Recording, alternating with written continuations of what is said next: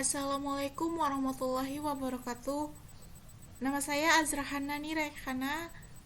Saya dari kelompok 9 akan mempresentasikan PowerPoint saya yang berjudul Taeniasolium. Taeniasolium merupakan cacing pita pada babi zoonosis yang ditemukan di seluruh dunia, terutama di negara-negara berkembang. Taeniasolium ini dia merupakan agen penyebab sisterkosis pada babi serta taeniasis dan sisterkosis pada manusia. Selanjutnya, klasifikasi pada Taeniasolium. Taksonomi Taeniasolium, Kingdom Animalia, Phylum Platyhelminthes, kelas Cestoda, Ordo Cilopilidae, famili Taenidae, genus Taenia, spesies Taeniasolium.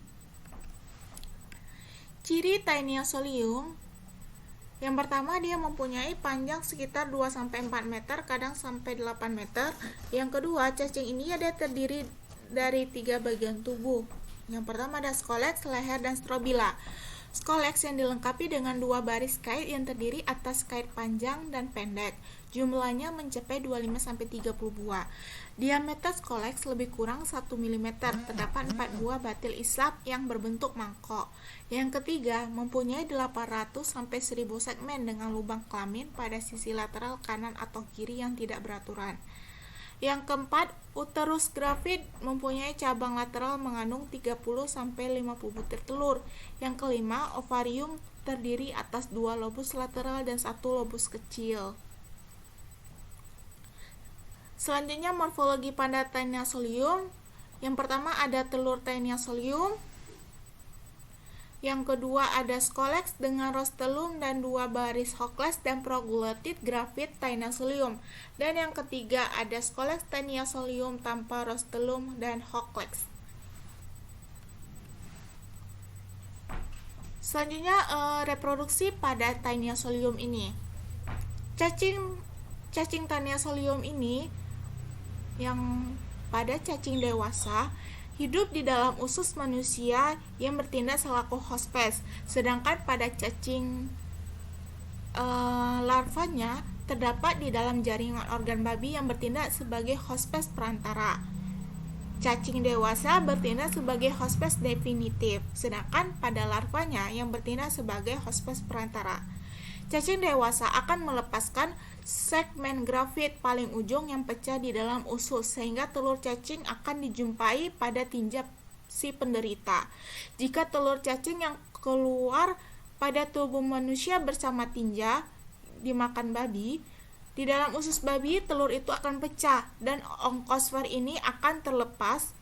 Dengan bantuan kait, onkosfer ini akan menembus dinding usus, masuk ke dalam aliran darah, lalu menyebar ke organ-organ tubuh, di mana organ-organ tubuh babi ini akan menyebar ke otot lidah, leher, otot jantung, dan otot gerak. Dalam waktu sekitar 60-70 hari pasca infeksi, onkosfer ini akan berubah menjadi larva Cysticercus.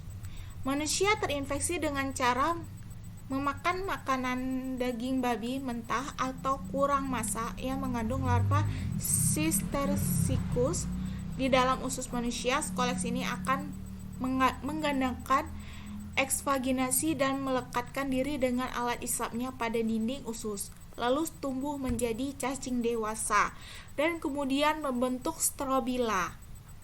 Dalam waktu 2-3 bulan cacing dia akan membentuk strobila ini. Dan dalam waktu 2-3 bulan cacing dewasa ini akan mampu memproduksi lagi telurnya. Selanjutnya, proses dia sebagai parasit.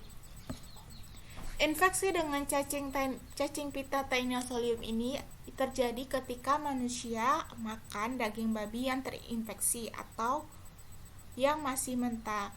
Telur cacing pita ini akan lolos di dalam kotoran dan infeksi untuk babi.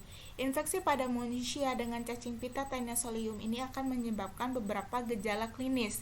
Namun, selain infektif untuk babi, telur Taenia ini dapat menginfeksi manusia apabila manusia mengonsumsinya ini. Jika dicerna di dalam tubuh dan menyebabkan infeksi dengan parasit larva di dalam jaringan tersebut. Infeksi ini dapat berakibatkan sangat buruk pada kesehatan tubuh. Larva dapat berkembang di dalam otot, kulit, mata, dan sistem saraf pusat.